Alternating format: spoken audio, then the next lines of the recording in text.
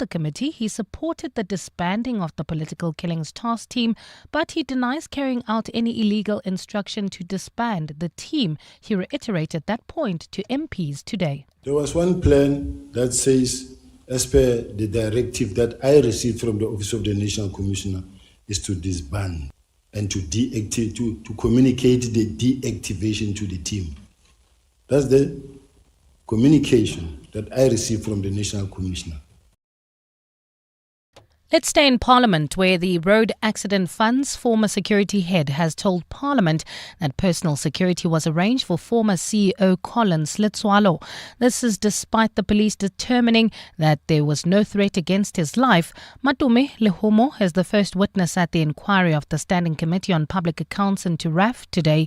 He has put the cost of the security, which included 2 personal protectors, a driver and a hired vehicle, at around 1.8 million rand a year. According to Lehomo, this was 4 times the amount approved by the board. Lindsay Dentlinger reports. Testifying in tandem at the inquiry today are the RAF's former National Security Manager, Matome Lehomo, and former Manager for Physical Security, Muntu Mshlanga. They say they were both dismissed under dubious circumstances after being sidelined from security matters at the fund when Collins Letswalo was appointed as RAF CEO in 2020. Lehomo says the SAPS conducted a threat assessment on Letswalo at the time. In terms of this report that they issued, the indication was that there was no direct threat against the former road accident chief executive officer. Lehomo has further testified that a PRASA official, Stephen Mziza, was parachuted into the CEO's personal office in 2021 as a security specialist on secondment and started to call the shots. He wanted to know what is the status of the security of the CEO. Why is the CEO not having security? What are the delays? The inquiry continues. Lindsay Dentlinger, Eyewitness News, Parliament. In the courts now, the first accused in the Senzo Mayiwa trial has shown the Pretoria High Court wounds on his wrist that he claims were inflicted by police during his arrest. Muzi Sibiya is back in the witness stand as the first defense witness. The state believes he was one of the watchmen on the day that Mayiwa was murdered. Initially, Sibiya had told the court that he was assaulted by police who forced him to sign a confession statement but said the wounds were not visible. But today, Sibiya has pointed at several marks on his wrists, which he claims the officer who made him sign, Colonel Relebogile Mabotja, saw. Emveni walapho mayengikhipha so mayebona umbotha izandla wamangala ukuthi izandla zami bathi zinegazi zilimele kanje ngamtshela ngathi ayizilimele kanje. I was then handcuffed, and then Mr. Mabotja, he was surprised to see blood in my hands. Then I then explained, he then asked to me am I injured like this? I then said yes. Staying in the courts in the Western Cape, the family of a LEAP officer who was hijacked and killed in Philippi says they are devastated by his death. 3 suspects arrested in connection with the murder of Yonke Phakade made a brief appearance in the Athlone Magistrates Court today. Carlo Peterson is there. Cape Town's MACO member for Safety and Security, JP Smith, and a group of Yonke Phakade's law enforcement colleagues joined his family in court today. The 26-year-old LEAP officer was off duty when he and a colleague came under attack. Phakade was stabbed to death by 3 men in a hijacking in Marikana informal settlement on Sunday. His brother Lwazi Phakade, who is the ward councillor in Langa, says his brother's murder has hurt the family deeply. He brought life to the family, and he was also a shining armor to the family. Having lost him at such a young age is deeply hurtful to us, to everyone else in the family. Asavela Ndamasi, Tandalwetu Toto, and Asimahle Pama are accused of Phakade's murder. The trio is charged with murder, robbery, theft, and 2 counts of kidnapping. The matter has been postponed to the 21st of October. A 4th suspect is still at large. Carlo Peterson, Eyewitness News at Athlone Magistrates Court. And Air France has extended the suspension of its flights to Madagascar. It comes as coup and security threats escalate in that country. The protests under the youth-led movement Gen Z Madagascar began on September the 25th. Air France says the resumption of operations will remain subject to a daily assessment of the situation on the ground. Gold is trading at $4,138.84 an ounce. The rand is at 17.45 to the dollar, 23.17 to the pound, 20.17 to the euro, and Brent crude oil is at $63.32 a barrel. In the Calvin Alexandra area, we still have roadworks causing heavy delays. This is on the N3 in both directions between London Road and the Between Interchange, also traveling through the Joburg CBD, slow-moving traffic. That's on the M2 westbound between Joe Slovo Drive and the Crown Interchange. And finally, look out for those faulty traffic lights in Magaliesig four-ways at Witkoppen and Main Road. It's a partly cloudy afternoon in Gauteng today. Temperatures have peaked at highs of between 28 and 31 degrees. The top story in EWN this hour, suspended Deputy Police Commissioner Shadrack Sibea says there was never an objection to disband the political killings task team before the police minister. EWN, in touch, in tune and independent. For the latest, visit ewn.co.za or download the EWN app. You're with Relebogile Mabotja. Live, streaming countrywide On the Prime Media Plus app. DSTV channel 856, 92.7 and 106 FM.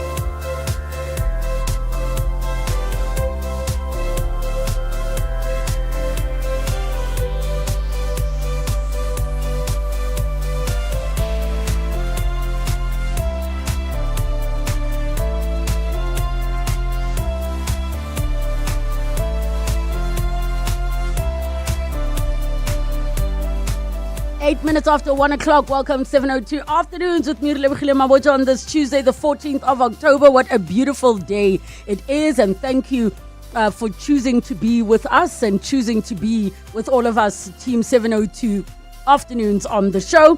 Coming up on the show for today, we're going to kick off by talking about the privileges that we don't really think about or appreciate and we take for granted when it comes to our parents. So I'll give an example. If you have parents that have their own cars or even licenses, that is a big deal. Having parents that have cars or licenses is a huge deal.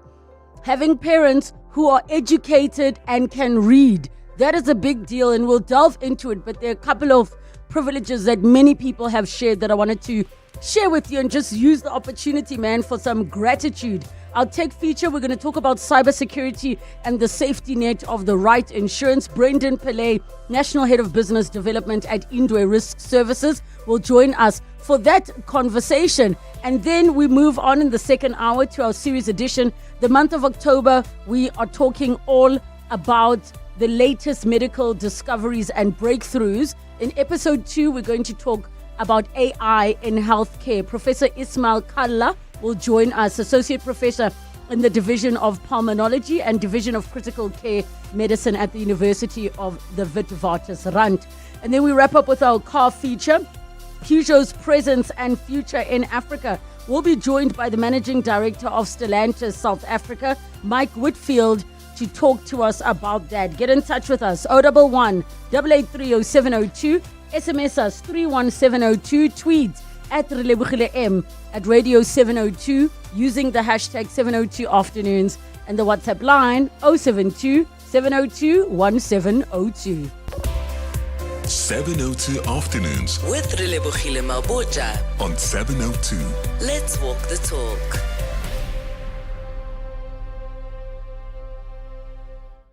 Yesterday, a thought just came to me. I wasn't sure what I was thinking about, but I realized what a privilege it is to have parents that not only have licenses, but that also have cars. Like, I can think about so many scenarios that my life could be completely different if that were not the case. The fact that I can pick up the phone and ask my mom to fetch my child from creche. The fact that I can say to my mom, let's meet Kai Kai.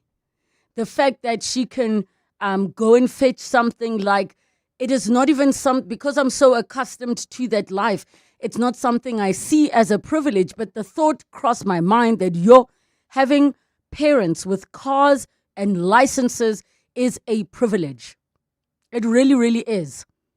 I hear of people going on long distance trips, and then on that long distance trip, you are the one doing all the driving.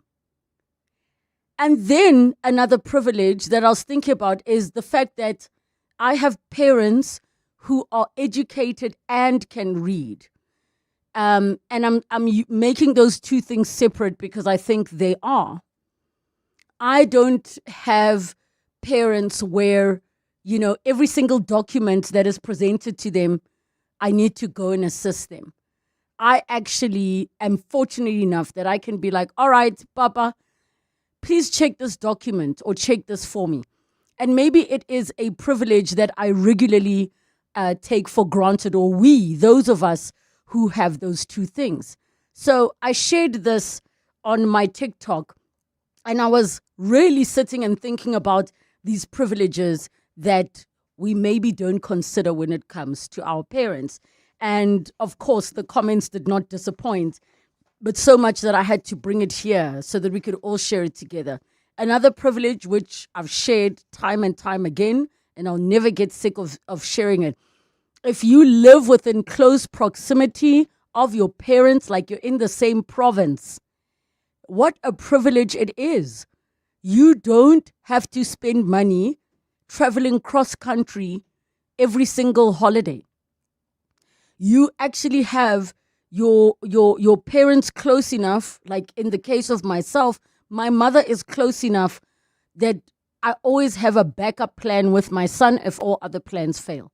What a privilege that is, to have a mother where you can make plans and not have to second guess or triple check if somebody's free because she lives close.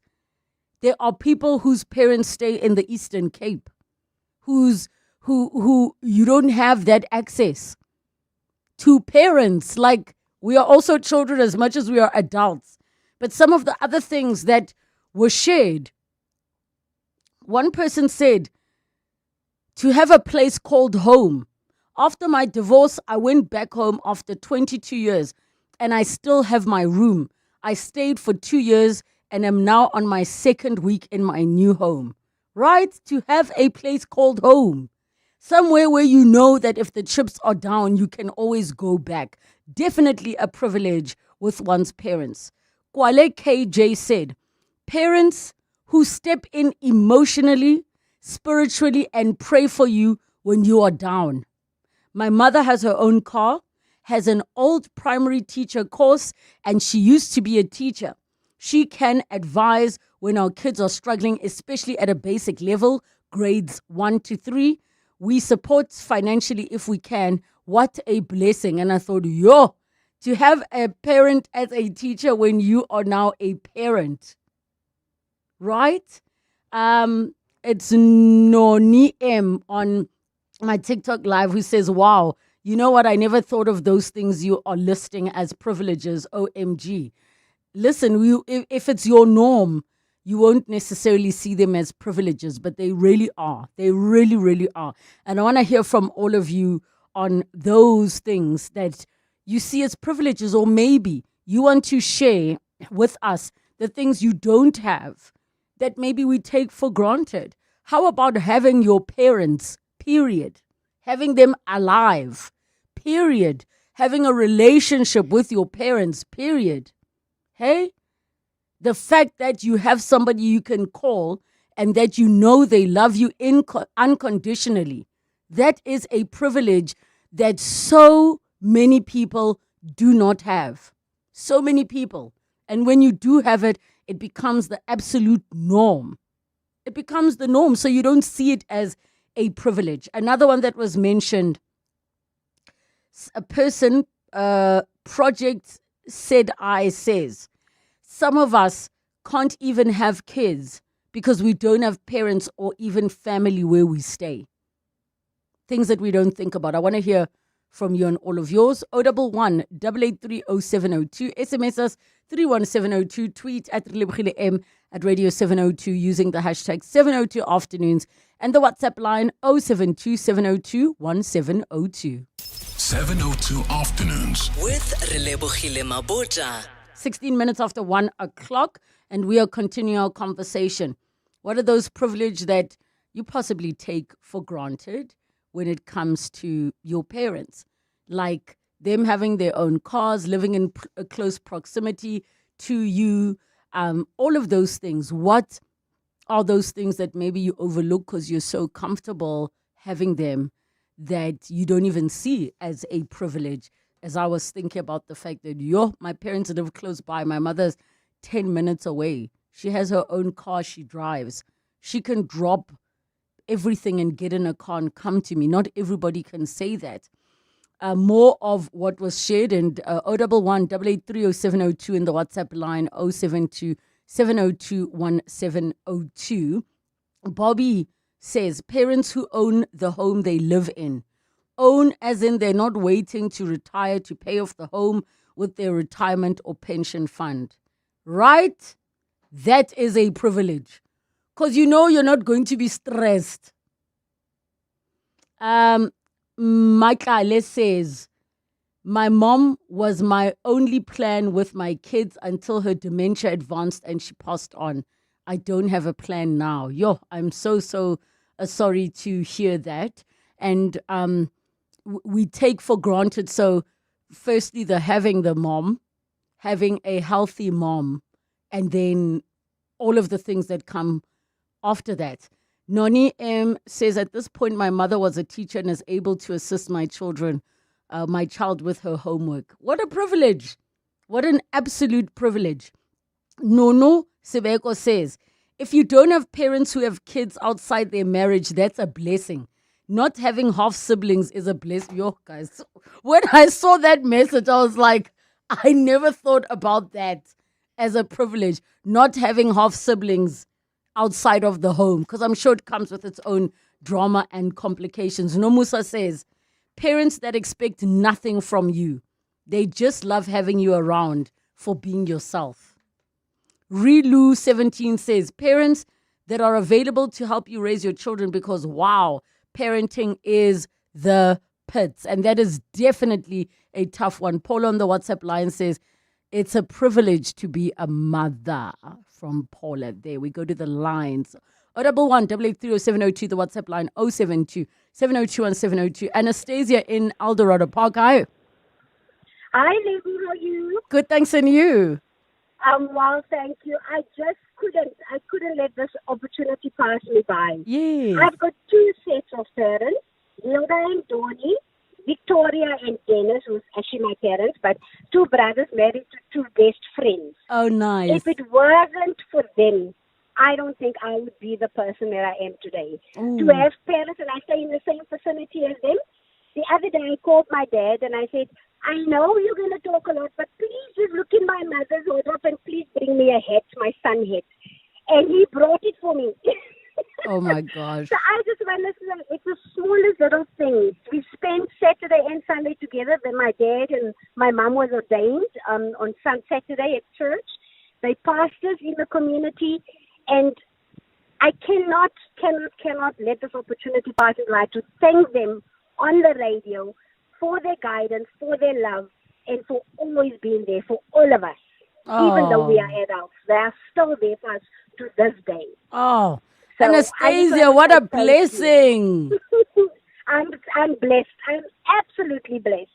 So thank you for the show. Lovely show indeed, and the opportunity. Thank you so much, Anastasia from Aldo's, for sharing that. Oh, man. And also, I just thought about another one. Guys, if there is a person in your life, in the case of me, it is my mother, where you can just drive there, not worry about, I don't have toiletries, I don't have anything, and sleep. It's my mother's house. I have more than one mom in my life, my mom's sister, my aunt.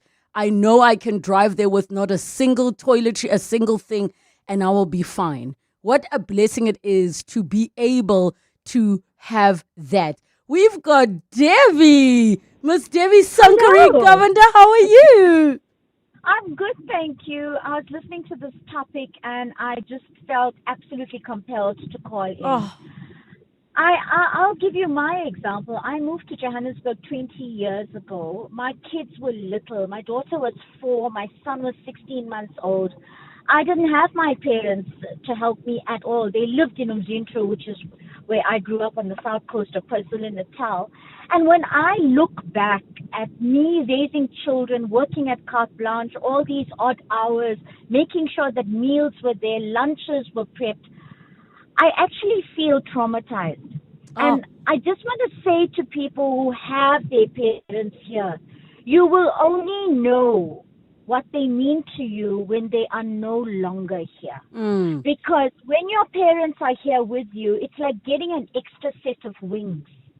There were so many other things I wanted to be able to achieve in my life at that time, but there was no way it was going to be possible because there was no support. And that's not anybody's fault. When you choose to have children, that's your indaba, right? Yes. That you are gonna take it on all on your own. But just having them there, I think you will maintain your sanity.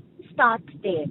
Because for women like me, just making a name for yourself at that time on television was difficult enough. And now I'm raising these children. I want to make sure that they're smart at school. And I'm an ex-educator. So yes, definitely type A personality.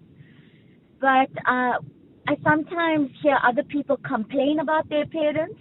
And I think take a step back and look at it. Because don't take that step back when it's too late.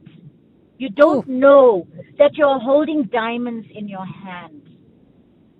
Oh, Devi. That's what I want to say. Thank you so much for sharing that, because I think it is so easy to forget. And the fact that I was like, oh my gosh, I have parents who can drive. I can make a phone call and say, like that. I'm in trouble, and 2 people will show up within 30 minutes. They will show up. Look at that. Now that's support.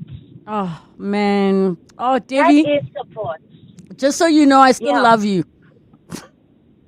I still love you. Love you. Thank you for calling, Devi Sankari Governor. Let's go to Nicola in Johannesburg. Hi, Nicola. Hi, Relebogile, how are you? Good, thanks, and you? I'm all right, man. Man, I just wanted to come in here for a great topic here, man. Yesterday, I just want to thank my mother today, for being that pillar of strength for me. I believe she hasn't given birth to a drug addict, but I turned out to be a drug addict. She was a deacon and preaching the word of God, and people were telling her, your daughter is on the streets on drugs. You should be going to preach for her, not for us. She took a lot of abuse, but she still believed. She found me on the streets and, took a walk with her. I wasn't in the mood because I was busy with my own life, but she stood me still at the church and she said, God has given me a vision now that you're gonna be a motivational speaker one day. You're gonna go to schools, churches, organizations. I would laugh in her face. I said to her, Mommy, on what drug are you wasting my time? I need to leave. Little did I know that today I will call you and say that I'm a product of her faith. I'm 25 years sober. Even when it looked the darkest, when people were negative about the whole story, she believed in change. And she's 80. She's turning 81 next month. She's I was 28. I went to do my matric. 28. She took me through it. I couldn't read and write. Oh. She took me through it, And what a powerful woman. Everything I am today, I'm doing everything that she spoke. I'm going to schools, church organizations. I'm doing recovery, doing work in rehabs and giving back to the community. Everything. It's amazing. Everything that she spoke that day, and I didn't believe it. I took it as a joke. But today, I just want to thank her, for having the faith in me. And today, still, I can pick up the phone and have a conversation with her. And we are just so grateful for the Lord for his faithfulness and for carrying my mother this far, man. Thank you for the great topic. Thank you for sharing, Nicola. 25 years sober is not a small feat. And yes, to your mother as well. So many messages coming through. One says, my mother-in-law could not read or write. She had 10 children, 3 died at birth. The 7 surviving children can all read and write and have a formal secondary education. Her 7 children only gave her 7 grandchildren. All the grandchildren have an equivalent to a matric, 4 with a degree or diploma. It is possible to educate the masses if there is a will. High level, the privilege of having a loving parent who wishes you well. My biological mom is in the same province, but the relationship is non-existent. And sadly, that is the reality for many. And I'm so sorry that is the reality that you are living. Lebo, I consider it a big privilege for me that my mother has a license, drives herself, and is totally independent in her pension years. So she takes care of all her bills and is relatively healthy at 64. I don't take it for granted that she doesn't even expect black tax from us. It also means that she can come to Joburg almost at a drop of a hat if we need her, even though she's in the Eastern Cape full time. That's Lerato in Centurion. I got lost on the messages, so let me quickly scroll. Hi, Relebogile. I'm extremely blessed. Back then, when I had my daughter in 2005, I was 21 years old with nothing. My family, my dad, my mom, stepmom, sister, and my brothers did everything for me. I'm so grateful, Relebogile, for my family. The Nechibambe family, I love you so much, from Mulalo in Midrand. Was it pronounced Muraro? I stand to be corrected. Oh, Relebogile, my mom is my world. I appreciate her so much. I'm grateful to God for her every single day. I wish I could give her the world. I'm a grown-up and she still shows up for every one of us no matter what. I pray endless blessings over her every minute. When you call my mom, before you put the phone down, she's already showing up. Oh, what I wouldn't do for her if I could. Her name is Sheila Khanyago. What a blessing she is. Here are your voice notes. Hi, Relay. This topic, ne? So I'm an orphan. My parents passed away when I was 14, both of them. And I married into a great family. The auntie, she also has 2 kids of her own. And the grandma, my husband's mother, she literally calls me and is like, please bring the kids, So really, small things like that. Like, I don't know. I can't even put to words how great she is and how great the family is. And yes, when you don't have anyone and people are there for you, I don't know. And I always tell my squeezer this, and she always takes it lightly, but a support system like this, top tier. Top tier. Thank you for the show. Love it. Good afternoon, Relebogile and team. Tandega here from Pretoria. An absolute privilege would be having parents. Oh my gosh, I am engaged to be married in a few months, and my partner, unfortunately, his mom passed away and his dad is just not in the picture. And just seeing the struggle that he goes through just to get people on his side and on his team, and just the struggles that come with not having people that are for you is really hard. So that is a privilege to have both parents still alive. Thank you. I think, like you said earlier on, it's just like having parents, period.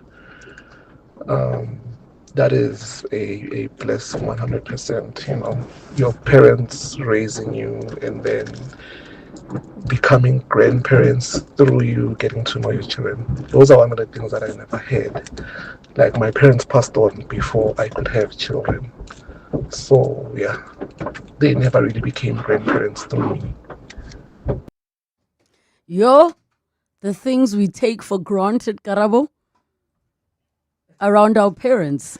Yeah, I remember starting to work, and even in varsity, where you have kids from Limpopo, Northwest, and stuff like that. And school holidays, they'll have to travel long distance to Eastern Cape. And I just went around the corner to Germiston. Even now, before my parents died, it was a privilege just to say, I miss my mom. Let me just drive a few minutes. You can just pop in, and they're always anytime. Happy to see you. You know what I mean? And and some people are like thinking, oh, it's a 6-hour drive to get there. And I'm like, sorry, bud. Not even. Sometimes people are like, I don't even have money for a bus to just go see my parents, Man. Or like, I miss my mom's cooking. I literally can WhatsApp my mom now and say, please sort out something, and I can get home she will whip up a home-cooked meal. 100%. I remember in winter, my mom hooks up the best soup. I'll be like, I'm coming this afternoon. Please do that soup, and I'll come and get the whole. And she hooks you up. And hooks me up. Bona man. It's just after 1:30. Time for your latest Eyewitness News headlines. Good afternoon. Thanks, Relebogile. A very good afternoon. The answering of questions by Witness X at the Madlanga Commission of Inquiry has been halted. It follows a lengthy adjournment to resolve the technical feed which Witness X was communicating to one of the evidence leaders with. Earlier today, Justice Mbuyiseli Madlanga made a ruling that Witness X would be testifying remotely with their voice and identity being concealed for safety reasons.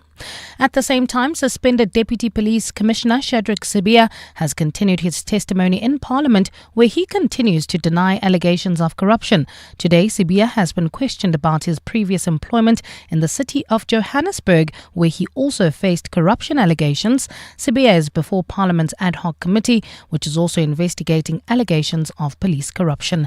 And the first accused in the Senzo Meyiwa trial has shown the Pretoria High Court wounds on his wrist that he claims were inflicted by police during his arrest. Muzi Sibia is back on the witness stand as the first defense witness. The state believes he was one of the watchmen on the day that Meyiwa was murdered. Those are the headlines. This EWN and more at 2 or as it happens. EWN Traffic. This Eyewitness News traffic is brought to you by Bridgestone Tires, prepared to perform whatever the terrain. Thanks, Relebogile. Well, at this stage, things not looking too bad. No serious accidents have been reported on our highways. However, we still have those roadworks in the Alex Calvin area, slowing down traffic on the N3 in both directions between London Road and the Butler Interchange. Also, there's slow-moving traffic heading into the Joburg CBD. That's on the M2 westbound between Joe Slovo Drive and the Crown Interchange. Look out for those faulty traffic lights, 4 ways at Cedar and Uranium. Traffic lights also not working in Sunning Hill at Witkoppen and Rivonia Road, as well as in Rand Park Ridge at Bears Nodia and the N1. If you come across any other traffic issues, please WhatsApp us on 072-702-1702. There's more EWN on air, online, and on the EWN app. Weekdays on the highway, weekends on the trail, in rain, on tar, or halfway up a gravel pass. With the new Bridgestone Jeweler All-Terrain AT002, you don't have to choose. Bridgestone, prepared to perform whatever the terrain. Clement Maniatella. Weekday mornings, 9 to 12. 9 to 12. Another person on Twitter says, Clement, how are we supposed to take the politicians seriously when they decry corruption and yet we still see them hanging out and fraternizing with the same people who are exploiting the tender system like Edwin Sodi? Please ask Lebogang Maile how are we supposed to trust them when that is happening? Yes, Amisi? You see, we must not just, and I know people like making accusations and it's easy to soil people's images and characters. And if I have a historic relation or a childhood relation with someone and they commit crime, I can't be blamed for knowing that person. That's something else. But if you say I aid someone to commit corruption, that's different. I have to be arrested. Clement Maniatella. 9 to 12 on 702. Mzansi, Powerball has skyrocketed to a mind-blowing 140 million rand estimated jackpot this Tuesday. Play Powerball for an estimated 140 million rand today and stand a chance to win the life-changing jackpot. Buy your tickets now in store on nationallottery.co.za, the mobile app, cell phone banking, or simply dial *120 *7529# for USSD. Panda Pusher Play. Players must be 18 years or older. Play responsibly. Ituba is the proud operator of the National Lottery. Breathe in, insurance. Breathe out, pineapple. In, insurance. Breathe out, pineapple. Again, in, insurance. Out, pineapple. Again and again. Pineapple FSP 48650 is underwritten by Omart Insure Limited. a licensed non-life insurer and authorized FSP. Think radio is out of reach? Think again. With Prime Media Credit, you can get your brand on 947, 702, KFM 94.5 and Cape Talk now and pay later. Flexible finance, big impact. Email advertise@primemedia.co.za. Prime Media Credit, powered by Bridgement. He's the boss, the legend, the man whose music defined generations. Now, his story hits cinemas in Springsteen, Deliver Me From Nowhere, from 24 October. And 702 is giving you the chance to win big this week. We're celebrating the icon with 2 truths and a lie. 3 facts about Bruce. One's not quite true. WhatsApp the keyword Springsteen ZA to 0702 702 1702 and we could call you to play every day next week. Spot the line and win 2,000 Rand cash, exclusive pre-screening tickets and a shot at a collector's vinyl package every fan will envy. TCs and more on primemediaplus.com. Only on 702. Your voice. Your life. Your afternoon radio. On 702 Afternoons. With Relebogile Mabotja. 23 minutes to 2 o'clock, we continue our conversation on those privileges that maybe we don't pay attention to when it comes to our parents, like them living in close proximity to us, them being loving, them being alive and healthy, being able to support you, help raise your kids, and any other of those privileges that maybe we don't consider because we just live a life knowing what we know, not even realizing that these things are privileges. 011 883 0702, the WhatsApp line 072 702 1702. Hi, Relebogile. I'm grateful to have my mom who supports me and my kids financially every single month without skipping. I'm 45 years old with 2 kids, sending love to her. Thank you so much. Bitso. Hi, Relebogile. This is a pretty triggering conversation. I don't have kids, but my mom passed away 9 years ago. But I know that she would have done anything for my kids and me and my partner. This is from Robert in Houghton Estate. Very touching message on today's topic. Ish, this is what I'm battling with in my adulthood. I was raised by my mom who passed away when I was 21. Having to navigate motherhood and wifelyhood with no guidance has been rather painful. And I struggle to belong because I don't have a home. I don't have anyone to run to just for a day and put my head on their shoulder and feel like I'm home. I don't have another place I can go sleep at just to connect to myself. But it is well. Thankfully, my husband is an amazing man, but it's not the same. It really is not the same. There are things about our mothers, about having a dad, not like just father, a dad who loves you. It's everything. It's everything. Anonymous in Vereniging says, Relebogile and team, it's a privilege to have a mother who loves you unconditionally and also who loves her children equally without any bias, because you can have a mother, but they don't love you, especially if they don't benefit financially from you. And we know this is the case for many, many people. Truly a blessing to have parents around. They live overseas or retired, life on pension, and still every weekend I ask them if they need money, and they always give us a call if you also need money. That is parents for you. Hi, Relebogile. It's a privilege to still have both parents. My dad picks up my son from school daily. And for me, seeing them both build a relationship with their grandchildren is amazing. I don't have the best relationship with my dad, but seeing him bond with my son is amazing. I'm pretty sure that is amazing. Afternoon, Relebogile.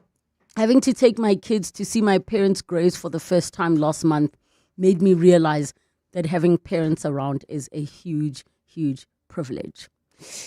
Relebogile, I feel privileged to be gainfully employed, especially since more than half of the population is not. That is also something to be grateful for, any kind of income in this economy. Mary says, my parents are doctors. My kids and I have never sat in a waiting room to consult a doctor. Also bonus that we're in the same town. Listen, having parents who are doctors, you are so covered. Like, how many bills are sorted?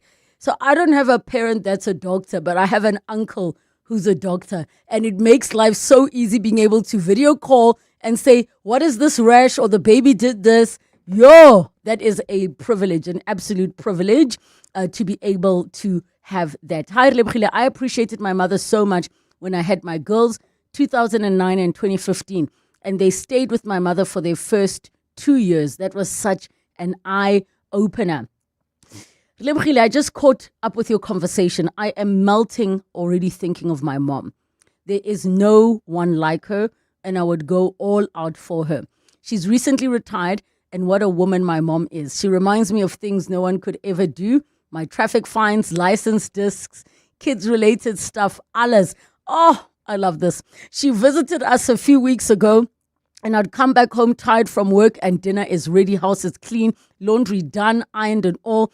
I could never thank the heavens enough for blessing me with a human being like her. That's Dineo in the East Rand. Guys, can I tell you what my mom reminds me all the time? She reminds all of us, when petrol is going up, she'll always say, go fill up the tank, petrol's going up. And you would think because I work at 702, I will always know, but I don't necessarily always know. And then after she sent the reminder to say, go fill up, she will call and be like, did you fill up? Petrol's going up. Petrol's going up. Here are your voice notes. Hi, Relebogile, Nicole here. My mother was fabulous. She was an educator herself. She worked in the district office as an inspectress. And when she retired, she really helped me a lot. I used to be, well, I still am, a medical representative. So I was on the road all day. Sometimes I was away on a country trip. Sometimes I had a late appointment. And she would rush off and fetch my daughter for me. And when I got to her house, there, all four cousins would be sitting around the dining room table with a cold drink and a sandwich doing their homework. And I miss her terribly. Thanks for a great show. Bye. Hi, Relebogile. Sydney here. Such a great topic. Today is my dad's birthday, 1077. You know how we say our parents gave us life? My dad, for me, he helps me live. So I'm so grateful and happy birthday to him. And the last bit of messages. Oh, Relebogile, I lost my dad 2 months ago. He was a dad in every sense of the word. He was there for everything. He backed me up. He supported me. And every blessing he sent me went from his heart to God's ears. I will honor my dad for all the days of my life. And another one saying, having a sibling is a privilege. I have no parents and I have no sibling. The world is a lonely place, from Anonymous. There was another message somebody shared that I missed, but something that they said was, having parents who encourage siblings to love and support each other is a privilege. Because, you do have parents that create sibling rivalries, whether they intend to or not, but it happens. Last one, Batong Oslebo, man, I can never explain how my mom is just everything. I'm 31 and I live 5 houses away from her with my fiance. Let me tell you, my fridge is never empty with veggies. Girl makes sure that I still take care of myself and my fiance. She literally does everything for us, whether we asked or not. She knows when to rescue, and that's the amazing thing. So to every single one of you who are privileged with parents that have all the things that you are grateful for, remind yourself daily.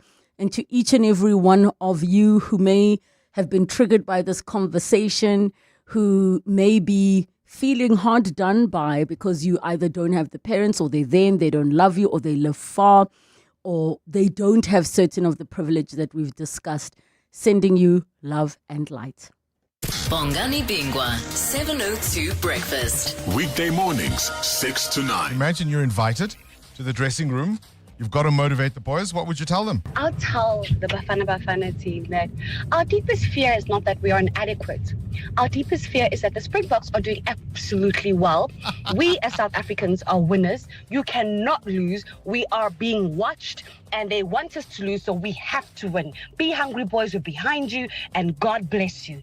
We are Bafana Bafana. Bafana Bafana is us. Bongani Bingwa, 6 to 9. On 702. Change arrives kicking and screaming. It's challenging, impatient, confusing. Change is a moment of peace. Change is life affirming. Change is growth. Change is opportunity. We've always believed it's worth investing in.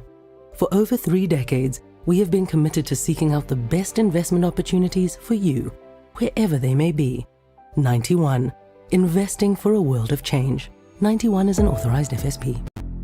Tip your way to glory in the Hollywood Bets Punters Challenge, the free-to-play horse racing game with daily cash giveaways and massive jackpot prizes. Pick all the winners on the race card and you could win 100,000 Rand. Bet 50 Rand or more on your selections using the Bet Slip feature and you could walk away with 1 million Rand.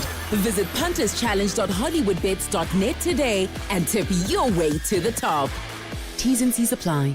Hollywood Sportsbook is a licensed betting operator. No persons under the age of 18 years are permitted to gamble. Winners know when to stop. South African Responsible Gambling Foundation toll-free counseling line 0800 006 008. The Money Show. Weekday evenings at 6.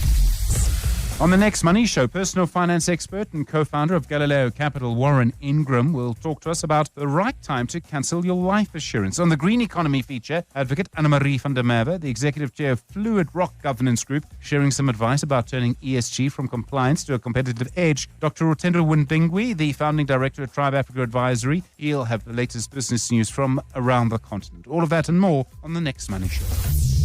The Money Show. On 702. Let's walk the talk.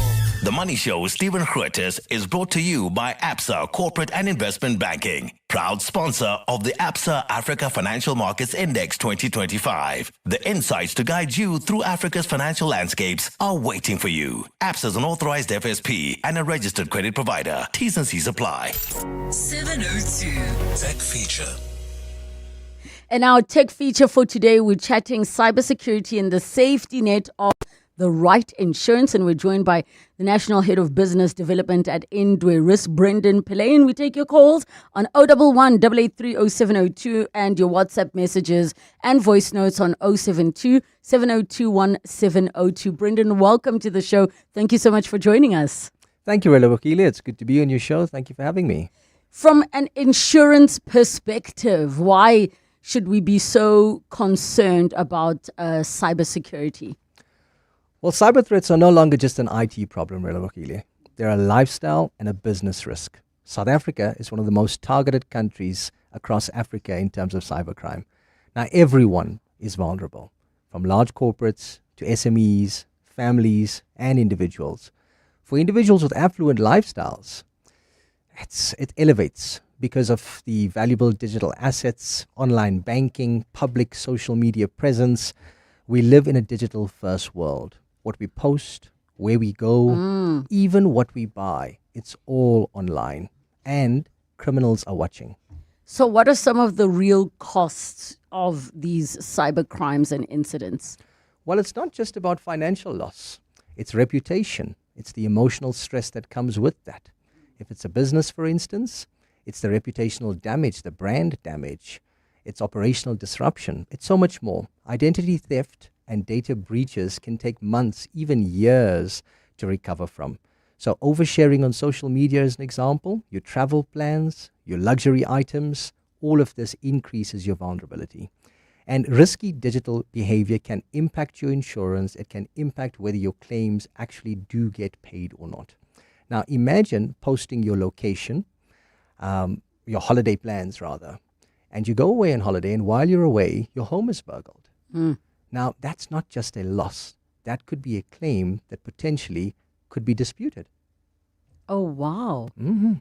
And because now the world is evolving, it also means that the insurance companies have more to take into consideration when it comes to your, risk and those types of things. I mean, you're mentioning the one of it could be disputed if now you told us that you're away or you showed us that your house is empty. Correct. I mean, we're faced with, we're living in a digital world. As I said, it's a digital first world. Absolutely everything we're doing. We need to think first before we post, before we act. We have families around us. Sometimes we have children who may take a hold of our devices. Who knows how we could be compromised? There's so many different ways. And the fact is, it's evolving with every passing minute. What else is considered as digital risky behavior? Because you've touched on, things like possibly revealing your location, of which many people say, oh, never post in real time what you're doing or where you are, delayed a bit. Maybe you can share some of the other risky behaviors. Well, like we're saying, location tagging, it's a very important one. I mean, we know of incidents where criminals track your movement. They target families using that. Even kidnap and ransom risks have increased considerably. So that's one, when location tagging. Lots of us, we will post medical information of ourselves or post family pics. All of this is a risk, and it's a type of risk that we sometimes don't take the time to actually pause and ask ourselves, is this information going to find me compromised at some point? Okay, so where does insurance fit in this picture? So cyber insurance specifically, it helps you recover from fraud, ransomware, phishing, and any type of identity theft per se. Now, cover includes personal cybercrime and scams, and I must make it very clear that there's variations across products. But in general, you're going to get, for instance, if it's a business, there's data recovery, there's system restoration and liability protection, which is significantly important. But insurance is only part of the solution. Good digital behavior is equally important. Now, insurance is your safety net. Let's think of it like this. But your first line of defense is how you behave online. Think of locking your front door. You still need home insurance. Online, it's the same. You may have good online behavior, but you still need cyber insurance. I'm just thinking about some of the new type of risks and crimes that maybe we are starting to see a lot of. Let's talk about phishing. I mean, phishing is you'll find individuals or entities posing as a legitimate entity to be able to elicit information from you. Ransomware, very important. Social engineering scams. I mean, I always have a bit of some light-hearted humor at home. If we have to take the amount of time that our screen time compared to the amount of time we actually engage with our families at home, I wonder which wins. Please talk to us. You mentioned ransomware. Which one is ransomware? Is that where they take compromising information and hold you ransom? Yeah, so ransomware is malicious software that's going to be used to get some kind of ransom from you. So I think, when you look at, as I said earlier on, it's evolving by the minute. There's so many different types of ransomware incidents and phishing incidents and social engineering scams and so forth that's out there. The truth is, Relebogile, as we're sitting here today, there's individuals who are out there who do this for a living. Now, what we need to make certain of is that we're secure, not just in our physical world. I think we can all appreciate that we understand the importance of home insurance, of vehicle insurance, and all risk items. Yes, we know that quite well. But do we understand the importance of our digital lives and digital insurance? There's a lovely phrase, like a log on a frozen lake, when all is gone, it sinks in. We would not want to be compromised only when all is lost. And then we realize that we should have had cyber insurance. Especially because insurance is the one thing you can't buy when you actually need it. You have to buy it before then. Correct. Definitely have to buy it before then. Yes. What steps can you advise us on implementing to improve our cybersecurity? Let's start with the simple ones that are in our control, which is making sure we've got strong passwords, multi-factor authentication, making sure our devices and our software is always up to date. And I think most importantly, think before you post. Do not post your valuable items. Do not post your family information and so forth. Educate your family and your staff about good cyber hygiene. That's so important. And I think from the perspective that we're speaking from today, Review your insurance policy regularly to ensure that it reflects both your physical and your digital lives. Okay, you touched on there being a range of products. If this concept of cyber insurance is something completely new to an individual, how does it work? Does one come and say, I need insurance, but how do you place value on it? And the same question for businesses. I think from an insurance point of view, the first thing we need to do is start the conversation. I think starting the conversation allows us to understand what is your risk. How do we go about protecting your lifestyle or your business in the unique way that you live? Because I think we can all appreciate that for each of our lives, we operate very differently. So starting the conversation is the first stop. The second piece is that you're going to have to divulge what your patterns are in your life so that the insurer, for instance, could understand exactly what the risk is, because the risk determines your premium. And as I said earlier on, good digital behavior is not the only solution. It's part of it. The other part of it is having an insurance that's going to ensure that it takes on that risk from you. Final thoughts on this? I think in today's world, you cannot choose between good digital behavior or insurance. You need both. One reduces the risk, the other transfers it. Together, they safeguard your lifestyle, your business, and your reputation. And I think to all of our listeners out there, if you're wondering whether you're covered physically or digitally, start the conversation. Speak to an Indwe advisor. We'll help you understand your risk, protect your lifestyle, and make sure your insurance reflects the world you actually live in, online and offline.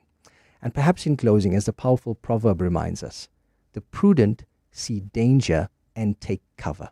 And I think when you consider it's so appropriate with all the risks we face today, that we need the right insurance to ensure we're covered. Thank you so much, Brendan, for your time and chatting to us about cyber security and cyber insurance.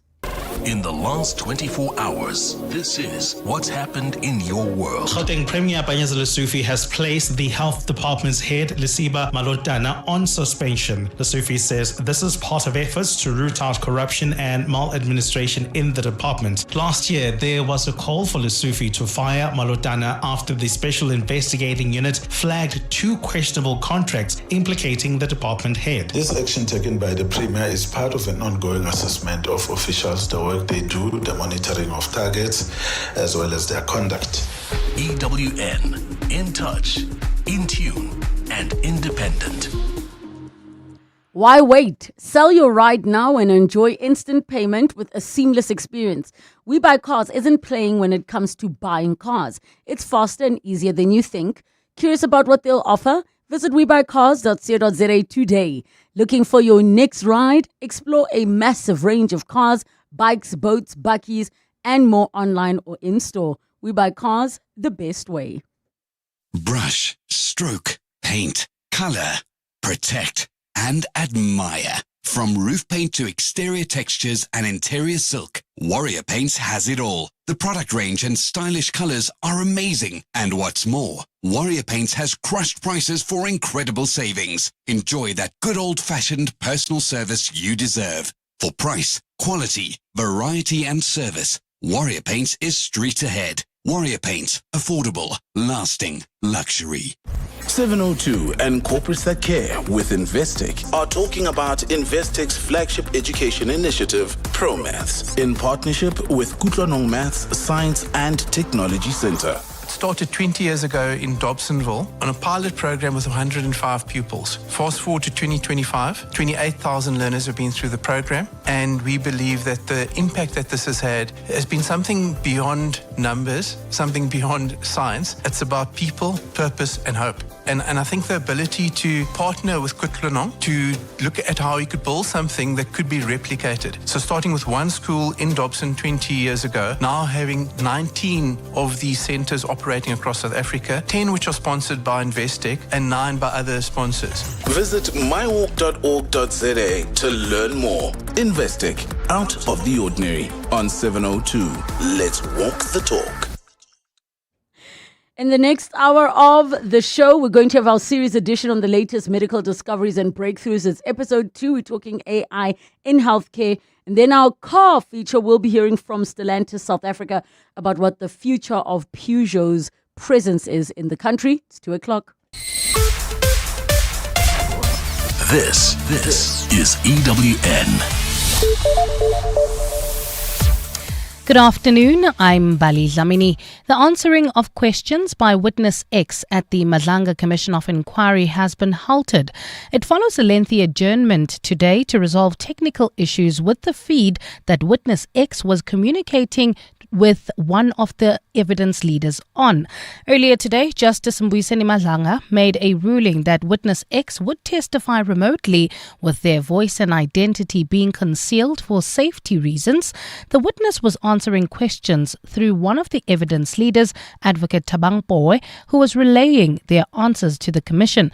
But due to technical issues, which Madlanga claims had the potential of compromising the safety of Witness X, the following ruling was then made. The evidence of Witness X will be tendered in a different format too. The evidence leader that was leading Witness X will read Witness X's statement into the record. Madlanga says while the Commission strives for a free and transparent process, it does have its limits. Transparency cannot be at the risk of endangering the safety of Witness X. Thus, we must adopt a different format on how Witness X's evidence must be tendered. In due course, the Commission will decide on how and when questions may be asked. At the same time, suspended Deputy Police Commissioner Shedrick Sibiya has continued with his testimony in Parliament, where he continues to deny allegations of corruption. Today, Sibiya has been questioned about his previous employment in the city of Johannesburg, where he also faced corruption allegations. Sibiya is currently before Parliament's ad hoc committee, which is investigating allegations of police corruption, to conclude his testimony. Babalondenze reports.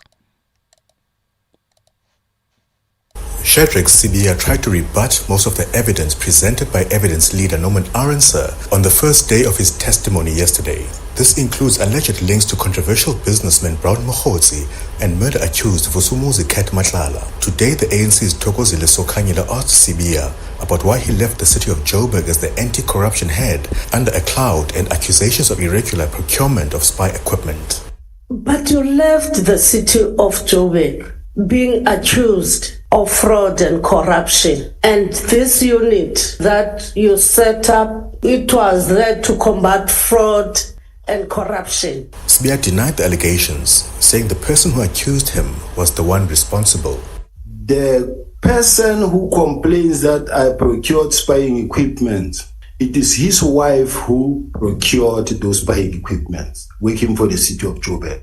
Sibiya also denied that he was dismissed from the city of Johannesburg, saying he resigned before joining the police. Babalondense, Eyewitness News, Parliament. Let's stay in Parliament, where the Road Accidents Fund's former security head has told Parliament that personal security was arranged for former CEO Collins Letswalo. This despite the police determining there was no threat against his life. Matome Lehomo is the first witness at the inquiry of the Standing Committee on Public Accounts. He has put the cost of the security, which included 2 personal protectors, a driver and a hired vehicle, at around 1.8 million rand a year. Lindsay Dentlinger has more. Testifying in tandem at the inquiry today are the RAF's former National Security Manager, Matome Lehomo, and former Manager for Physical Security, Muntu Mhlanga. They say they were both dismissed under dubious circumstances after being sidelined from security matters at the fund when Collins Letswalo was appointed as RAF CEO in 2020. Lehomo says the SAPS conducted a threat assessment on Letswalo at the time. In terms of this report that they issued, the indication was that there was no direct threat against the former road accident chief executive officer. Lahomo has further testified that a PRASA official, Stephen Mziza, was parachuted into the CEO's personal office in 2021 as a security specialist on secondment and started to call the shots. He wanted to know what is the status of the security of the CEO. Why is the CEO not having security? What are the delays? The inquiry continues. Lindsay Dentlinger, Eyewitness News, Parliament. In the courts now, the first accused in the Senzo Mayua trial has shown the Pretoria High Court wounds on his wrist that he claims were inflicted by police during his arrest. Muzi Sibiya is back on the witness stand as the first defense witness. The state believes he was one of the watchmen on the day Mayua was murdered. Initially, Sibiya had told the court that he was assaulted by police who forced him to sign a confession but said the wounds were not visible. But today, Sibiya has pointed to several marks on his arms, which he claims the officer who made him sign, Colonel Relebogile saw. Emveni walapho mayengikhipha so mayebona umbotha izandla wamangala ukuthi izandla zami bathi zinegazi zilimele kanje ngamtshela ngathi ayizilimele kanje. I was then handcuffed, and then Mr. Mboto, he was surprised to see blood in my hands. Then I then explained, he then asked to me am I injured like this? I then said yes. And further afield, Google has announced it will be investing $15 billion in India over the next 5 years. This will be to set up a giant data center and artificial intelligence base. India's Prime Minister Narendra Modi has welcomed the move, adding that it would be aiding in boosting the country's digital economy. At the same time, OpenAI has said it will be opening an India office later this year, with its chief noting that ChatGPT usage in the country had grown fourfold over the past year. Gold is trading at $4,138.82 an ounce. The rand is at 17.46 to the dollar, 23.16 to the pound, 20.17 to the euro, and Brent crude oil is at $63.32 a barrel. Well, at this hour, if you're heading into the Joburg CBD coming through from Germiston, there's an accident scene M2 westbound. This is before the Crown Interchange, slowing down traffic from Joslova Drive. We still have those roadworks in the Calvin Alex area causing some delays. This is on the N3 in both directions between London Road and the Batlu Interchange. It's a partly cloudy afternoon in Gauteng today. Temperatures have peaked at highs of between 28 and 31 degrees. The top story in EWN this hour, the answering of questions by Witness X at the Madlanga Commission of Inquiry has been halted due to technical issues. EWN, in touch, in tune and independent. For the latest, visit ewn.co.za or download the EWN app. You're with Relebogile Mabotja. Live, streaming countrywide On the Prime Media Plus app. DSTV channel 856, 92.7 and 106 FM.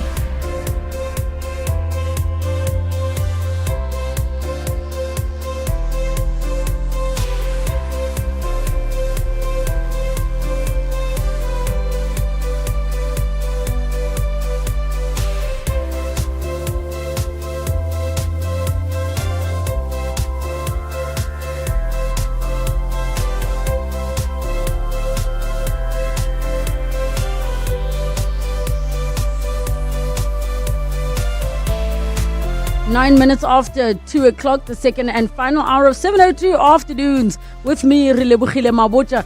We'll be jumping into episode 2 of our series edition on the latest medical discoveries and breakthroughs.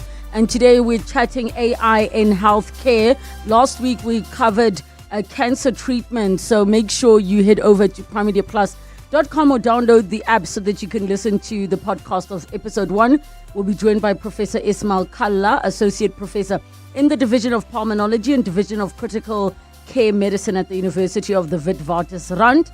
And then our car feature will be joined by Mike Whitfield, Managing Director of Stellantis South Africa, to chat about the future and presence of Peugeot in South Africa. Get in touch with us. Give us a call, 011 883 0702. SMS us 31702. Tweet at Relebogile M, at Radio 702. using the hashtag 702 afternoons and the WhatsApp line 072 702 1702. 702. Series Edition. Series Edition time as we chat about the latest medical discoveries and breakthroughs for the month of October. And today we talk about AI and healthcare. We've got Professor Ismail Kalla joining us for the conversation, Associate Professor in the Division of Pulmonology and Division of Critical Care Medicine at the University of the Witwatersrand. And you can get your questions and comments in on 011 883 0702 and the WhatsApp line 072 702 1702. Professor, welcome to the show. Thank you so much for joining us. Good afternoon, Relebogile. How are you? I am good.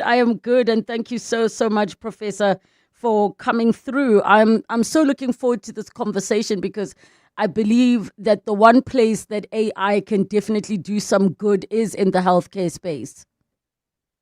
Yes, definitely. So we've seen an increasing usage of AI in healthcare, and it's mimicking what the rest of the world are seeing with AI. I mean, I don't know if you saw, the statistics from last week. On AI, there were approximately 200 million hits on any of the chatbots last year, last week, wow. just over 5 days. So, I mean, it's part of the new future. It's the new interface between humans and computers. It's the new interface between us and the digital world. And it's basically what we saw with the evolution of the internet. So I think it's just a progression and the evolution of the digital technology breakthrough. So that we can have a great understanding of technology in the healthcare space, can you maybe share with us, 20, 30 years ago, before we even had the internet, what did doctors have to use? What did medical professionals have at their disposal? So thanks for that question, Relebogile.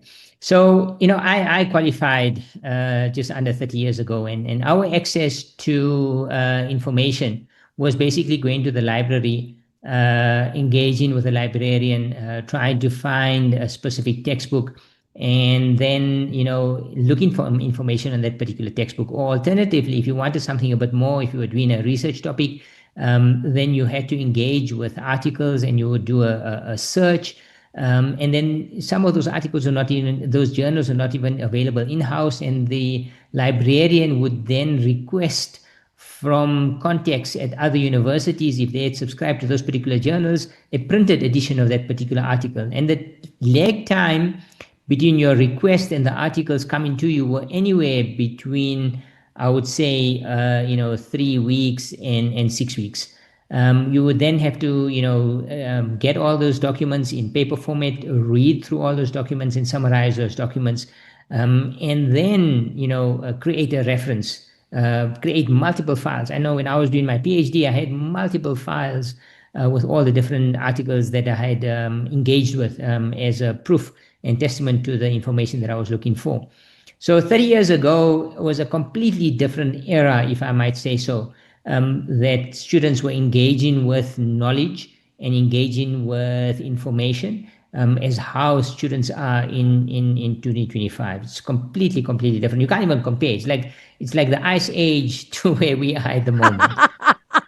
I love how you say the Ice Age, because now I'm imagining the movie and I'm like, wasn't it supposed to be the Stone Age, the Flintstones era, where everything was rock?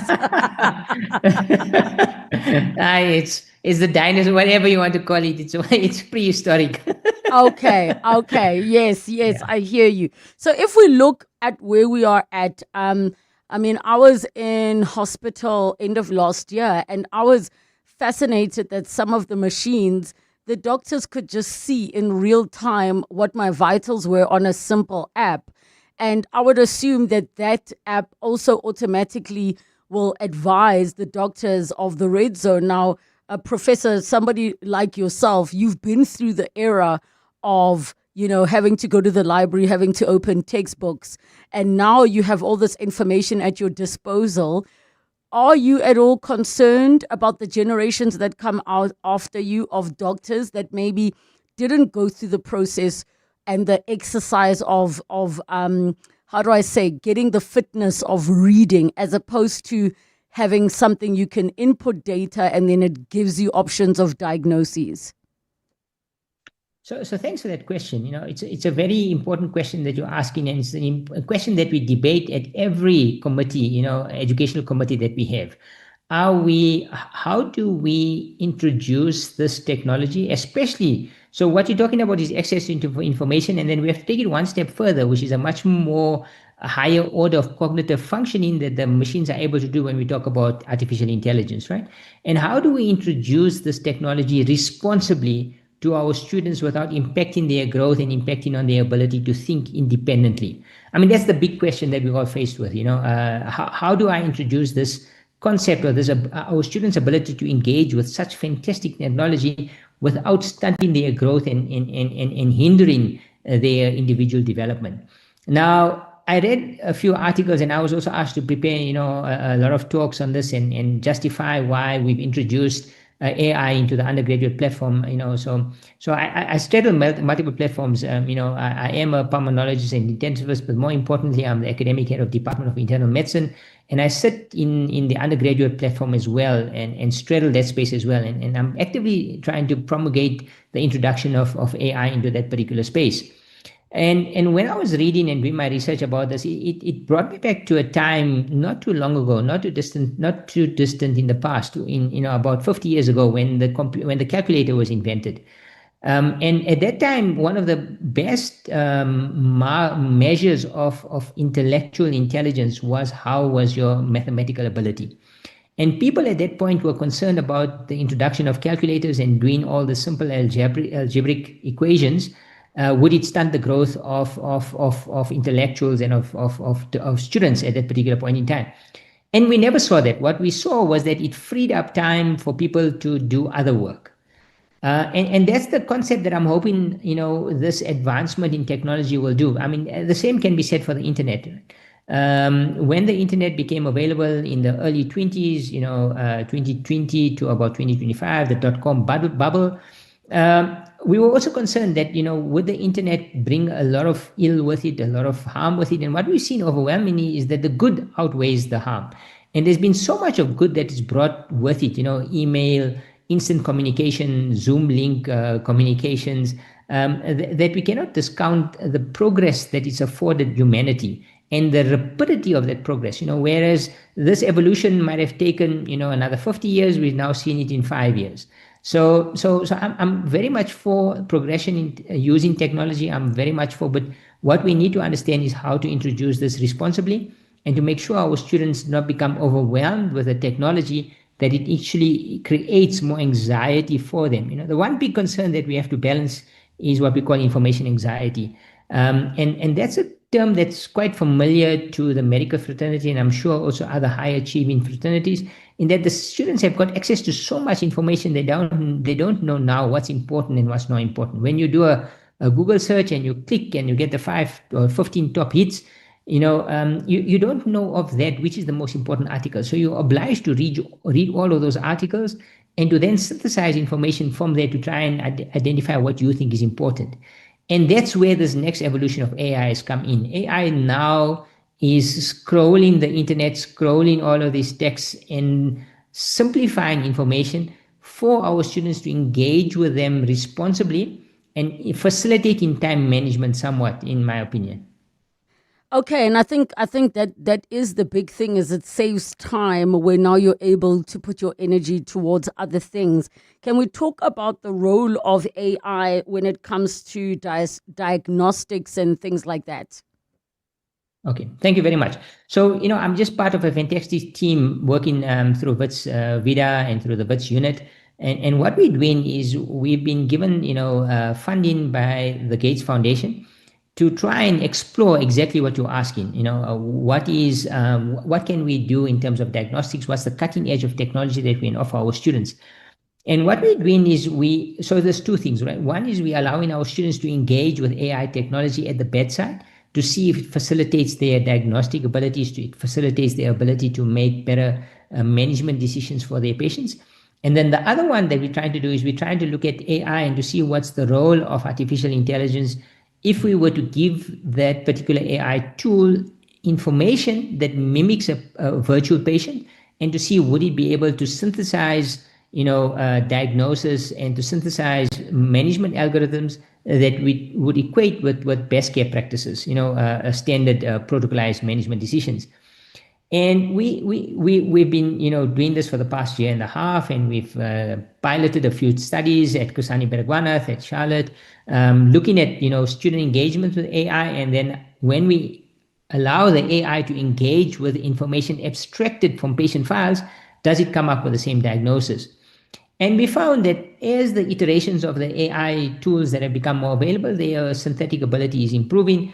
Our students, at the end of the day, unfortunately, medicine is still a hands-on profession. You have to examine the patient. You have to physically be present and take a history and then synthesize a diagnosis. And your ability to make the correct diagnosis is always dependent on your personal skill set. And AI can't replace that. You can give AI as much information as you want, as much of the telemetry you're talking about, the apps. So all what we're giving is diagnostic telemetry. We're giving a heart rate, a blood pressure, and it can synthesize some picture, but it doesn't have the intellectual ability to actually infer from that information exactly what's wrong. Is the abdomen distended? Is there a big liver? Is the spleen big? And once you start complicating that by adding, differential information, blood results, multimodal data like MRI scans and CT scans, it sometimes struggles. Now, we are certain that with the evolution of time, with the improvement of these particular technologies, that it will be able to synthesize that information much better. But we're still a way off from that. And the more we engage with AI, the more we use it, the more it learns from our interactions, the better it will be. But that's where we are at the moment. So cutting edge, our students are using and piloting AIs to facilitate their interactions with patients. But the bottom line is that they still need to examine the patients. The one-on-one touch, the face-to-face contact still has to be there. In terms of diagnostics, feeding information into the AI tools does provide some sort of information. But when we're talking about healthcare, and in healthcare, you need to have accuracies approaching 100%, because you can't say that I was 95% correct, and that 5% that I was off actually led to an adverse outcome in a patient. That patient won't be too happy with that particular statement. It's not like a chess game or an accounting machine that you can just go back and reverse the problem. Once you make a diagnosis and you start on a therapeutic regimen, if it's wrong, it has significant implications on that particular patient.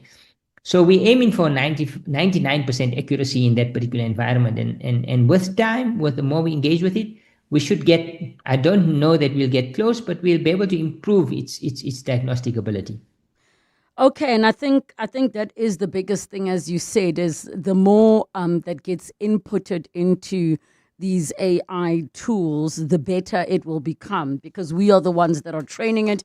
But at the end of the day, you can't now substitute that for a GP visit or a specialist visit and think it's going to tell you what to do or what you should be doing. In terms of education, what does the future look like now for young people getting into medicine? Does it mean a 7-year degree can now be 3 years or less? That's a very important question. So anything that facilitates student improvement, student cognition, students' ability to learn information or engage with information faster is always beneficial, right? But two things need to be balanced. That one is maturity. So you need to have some level of maturity to be able to synthesize that information and then output what you have synthesized in a way that's pragmatic, that's practical, and that's not harmful. Now, although we're talking about, trying to condense the medical curriculum and trying to get students, through medical school a lot quicker, and I'm 100% certain with virtual augmented reality, where they can use these Google glasses and with use of AI in terms of interacting with information, that the potential for condensing that information into a shorter time frame will be there. However, they still have to go through that maturity level. So there still have to be the practicals, there still have to be the engagement, there still have to be that physical interaction with patients, because that's where they develop their maturity, that's where they develop their EQ, because EQ is as important as IQ when you're dealing with human beings, right? So that I don't know that we'll be able to truncate with the engagement of computers. I think that might actually be a slight hindrance to those developmental milestones that we want doctors to go through. So what you're saying is I can't just quickly go get a 3-year degree in medicine quickly.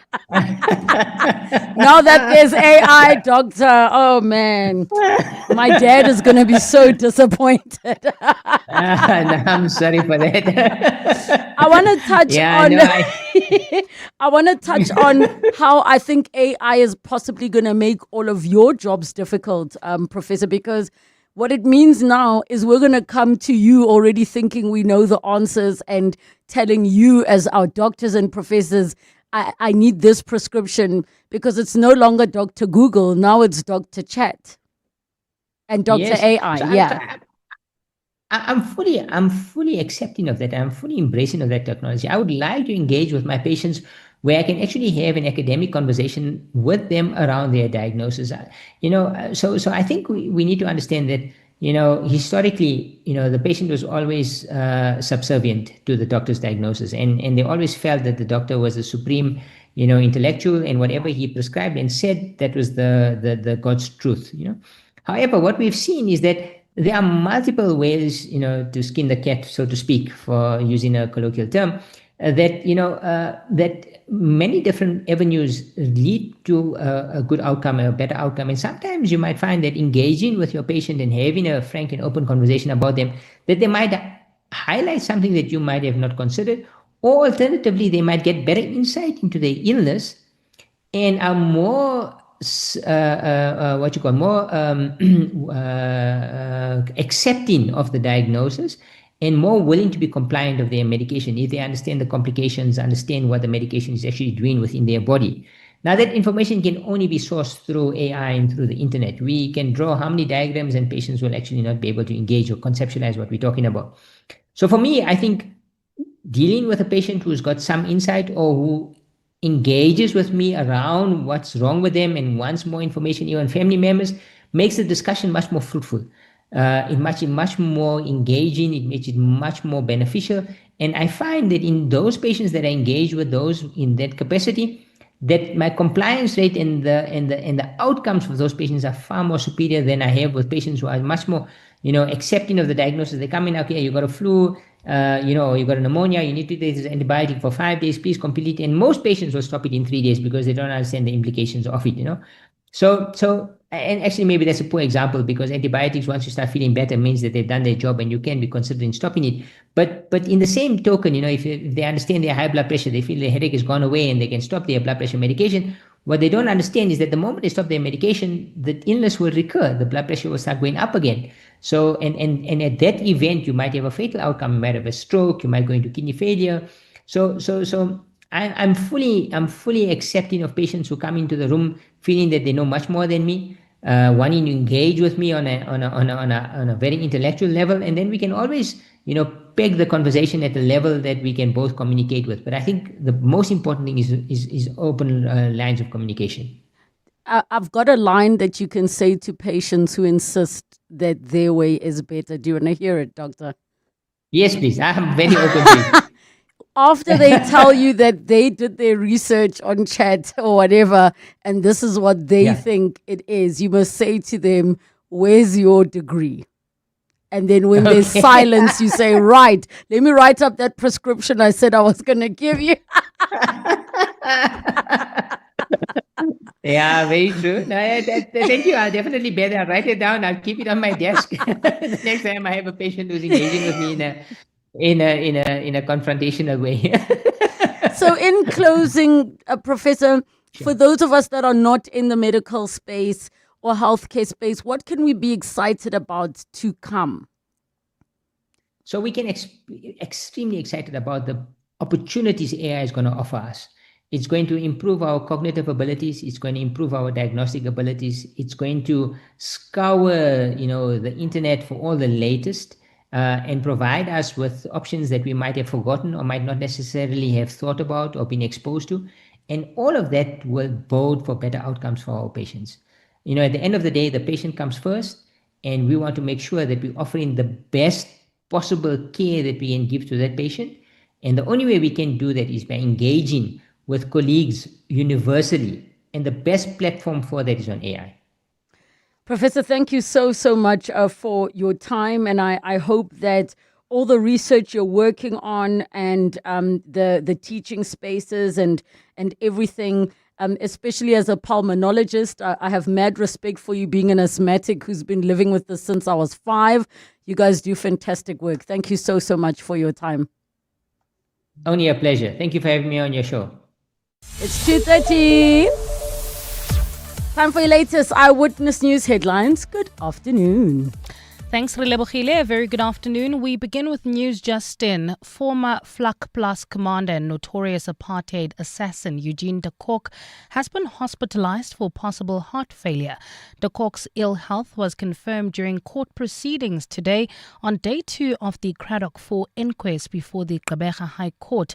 The inquest was set up to establish if apartheid security branch police or any other persons can be held liable for the deaths of some anti-apartheid activists.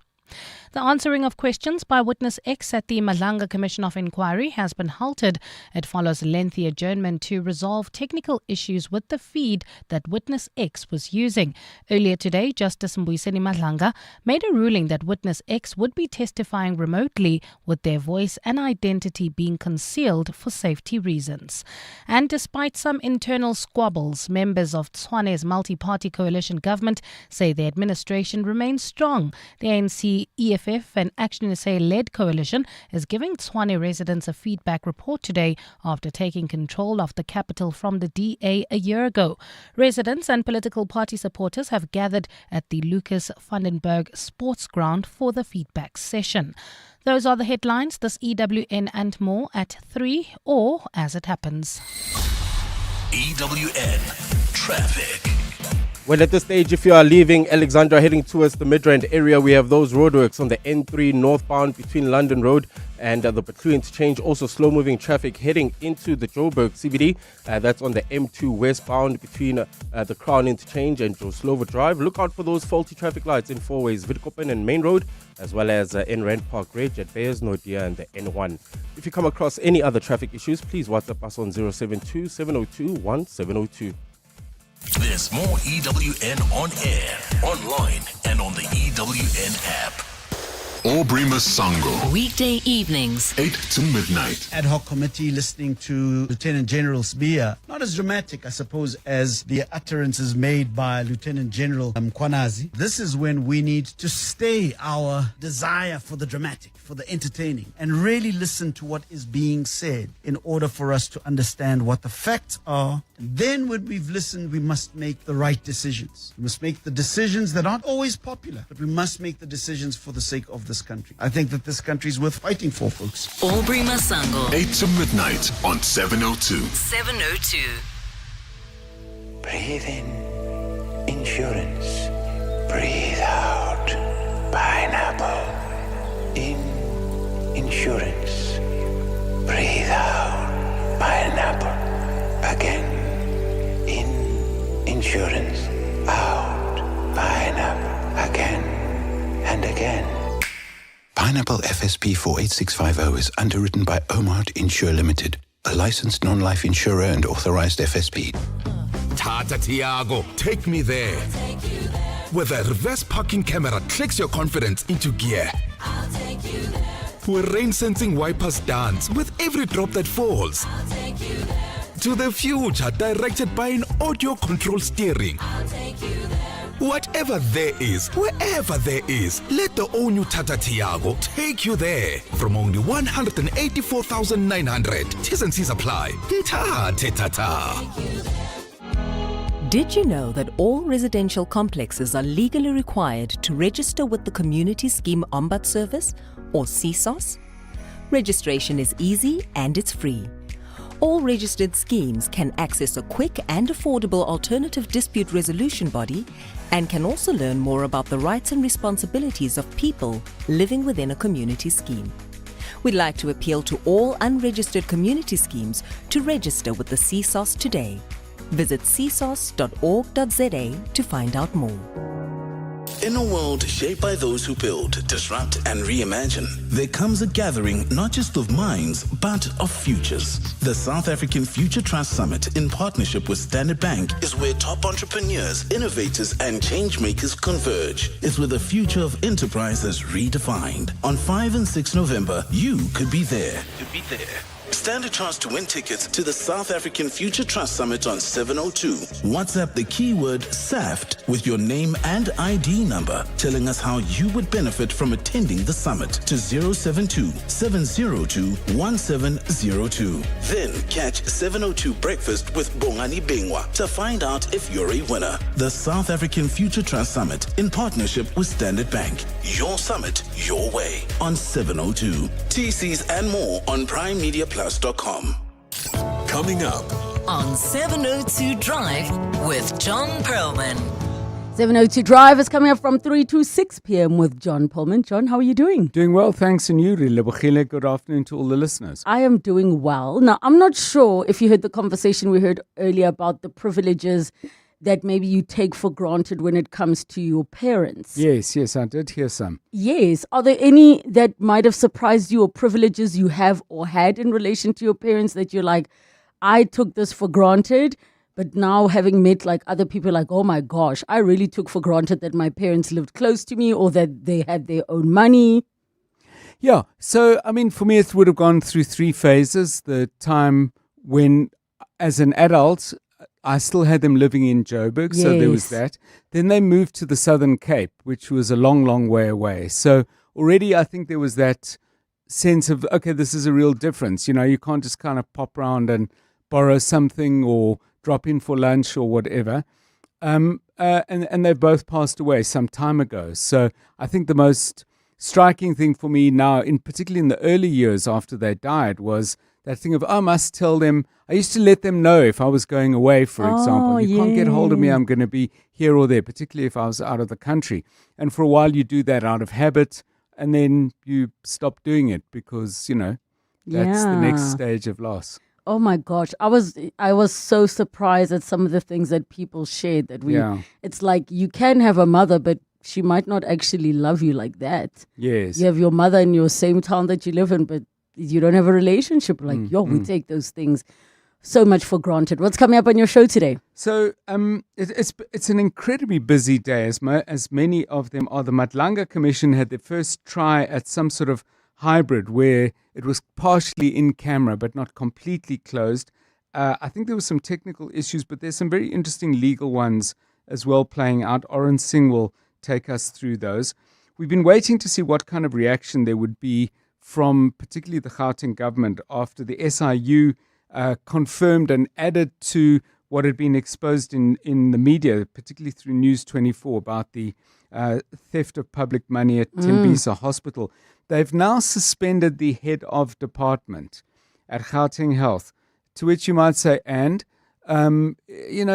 we just going to have now another long bureaucratic procedure, somebody suspended on You know, when you say, suspended, blah, I'm blah. like, great, they're having a free holiday. Or is this actually a sign of things to come? So we'll interrogate that more closely. I'm open to persuasion, but as you can hear, perhaps a little bbit of skepticism in the background.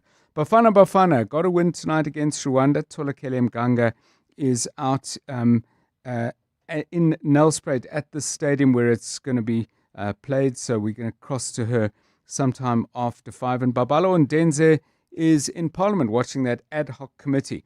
By the way, we're going to ask people if you could play a song in the dressing room for the Bafana players just before they go out, what would that song be? That's a tough question. You have until 5. I'll tell you this. Yes. Whatever the song is, it has to be a positive reinforcement song. Because from what I understand, they're going to win really well. Not just win. They're going to win really well. I think we agree it has to be a positive song. So positive reinforcement, not a don't mess it up song. Yes. But I'm thinking something that I think would kill it. It either has to be a Shosholoza or something that we as South Africans feel that pride. That's what it would be playing, where they feel like the entire country is behind them and supporting them, that they're going to go out there and kill it. And as young people, we say, kill it. Yeah. You got to kill it. You could argue you don't want to be too hyped up. Oh, yeah, also, Yeah, right? You want to, you think They it's must- straightforward, eh? They must still be slightly nervous. You need that slightly So nervous a to keep positive the... energy, slightly nervous song, please. Yes, so the tempo must probably be more than Not too 95 fast. beats per minute. Yeah. Want to watch the heart rate. There we go. 702 Drive with John Perlman coming up from 3 to 6 p.m. 702. The car feature. 20 minutes to 3 o'clock, car feature time. And today we're talking about the presence and future of Peugeot in South Africa. We're joined by the Managing Director of Stellantis South Africa, Mike Whitfield, in studio. And we take your calls on 011 883 0702 and the WhatsApp line 072 702 1702. Mike, welcome to the show. Good afternoon, and it's fantastic to be here. And afternoon to all your listeners. Thank you for having coming us. through. Thank you. So what is this relationship between Stellantis and Peugeot? Or tell us who and what Stellantis South Africa is. So effectively, Stellantis is the fourth largest automobile manufacturer in the world, and it's only 4 years old, believe it or not.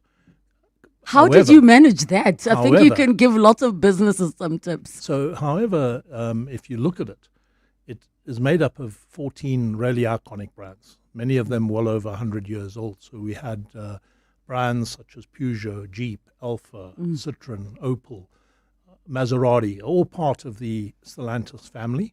And Stellantis operates globally. It's very difficult to say, is it a French brand? Is it a American company? It's truly an international company. And 4 years ago, the brands were all put together and united under one organization called Stellantis. Why do I imagine you having a 14-car garage in your house? No chance. I mean, you said all these brands. I'm like, well, you need one for every day of the week. So in South Africa, we don't obviously sell all 14. Yes. We have Citroën, Peugeot, Opel, Fiat, Alfa Romeo, Jeep are the core brands, and Yes. and this week, in fact, we're introducing our first full range of new energy vehicles, being Leap motors. So today we will introduce what we call a REEV, range extended electric vehicle. It'll follow it up with full electric. But it's exciting times, and we live in a country that mobility is a key challenge, an opportunity for all of us, and a very competitive market with new entrants entering this market on a weekly, monthly basis. Can we chat before we talk about the future and presence of Peugeot in South Africa? How has the brand been doing over the past few decades? I mean, there was a time I recall when I was getting ready to get my first license and everybody was driving around. The 206 was the car. It was everywhere. Every girl who had her life together was driving that car. And you're like, one day, and I feel like there are so many people who are so familiar with the brand and some of their cars, but not necessarily all of them. So it is obviously a very iconic brand, been around for over 100 years, been in South Africa for a significant time. But what we are seeing is really the re-energizing of the Peugeot brand. Today, we've recently introduced the 2008. On top of that, we have the Landtrack pickup, and we're expanding the range into a lot of the vans as well. I was shocked that I saw a bakkie and I was like, I had to do a double take, like Peugeot does bakkies. I was like, okay, then the gorgeous SUV, okay. So it's very much part of rebuilding Yes. the brand in the country, particularly related to building, regaining trust as well. So we've really put a huge effort into rebuilding our parts supply, our warehousing, our reliability, and I can honestly say that we're happy to support anyone out there. Okay, so when we look at, Peugeot in terms of its presence in the country, this brand legacy and growth, I mean, you've touched on sort of the direction of what you're seeing with the cars, but in terms of, who would you say the Peugeot customer is? Because maybe they're listening, but they don't know they are the Peugeot customer. So there are two distinct areas. If you look Yes. at the SUV, it's really for someone who wants to be different, who is wanting to live life and experience something that's very different and very European in terms of a brand. And we have an extensive choice of vehicles available to all of us here. So it really comes down to what suits your personal preference. And then on the other side, a big focus on Peugeot is building our commercial vehicle brand. So it's starting with the pickup, which is what we call the Landtrack, and then supporting it with a number of the vans. And vans are globally, in fact, Stellantis is the biggest player in vans, whether it's 1/2 ton, 1 ton, 1.5 ton, both for passenger and goods. So that is going to be a big focus for us as we enter into next year. Chat to us about this customer-centric philosophy for the brand. So I think at the end of the day, whatever brand you represent, you need to put the customer at the center. And the important part is the customer must know that if he does have a problem, so we're obviously dealing with technical or vehicles that can have challenges from time to time. But for us, the important thing is that if in the unlikely event a customer is faced with that we have the ability to react and support the customer very quickly.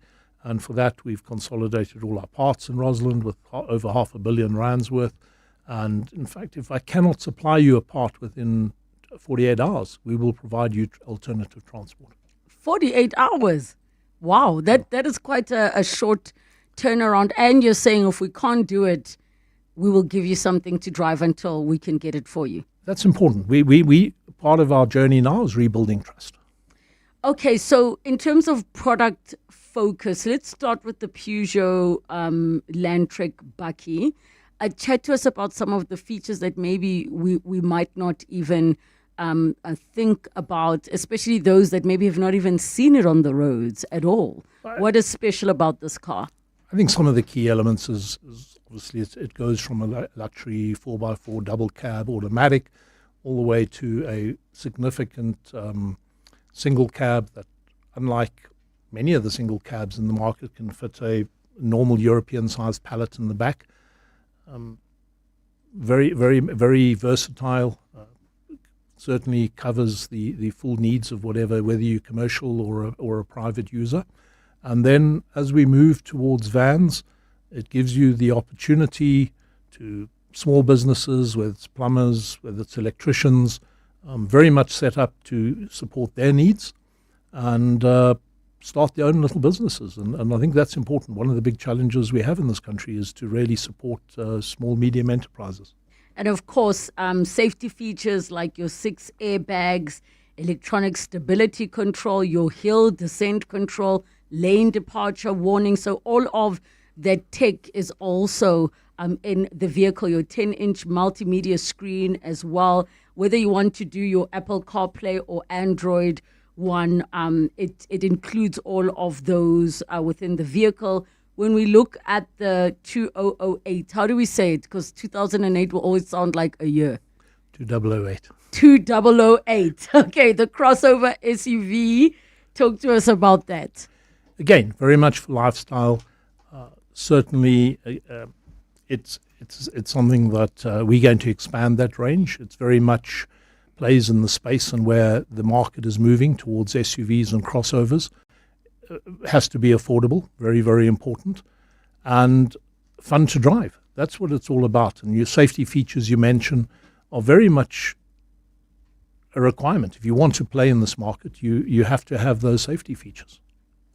Okay, and if we are then to just look at, with Peugeot, what are some of the plans that maybe are on offer? If somebody's listening, are they able to just walk into a dealership and the dealership will be able to assist with everything? Yes, what we've done, as I said earlier, Stellantis consists of a number of brands. In fact, in South Africa at the moment, 6.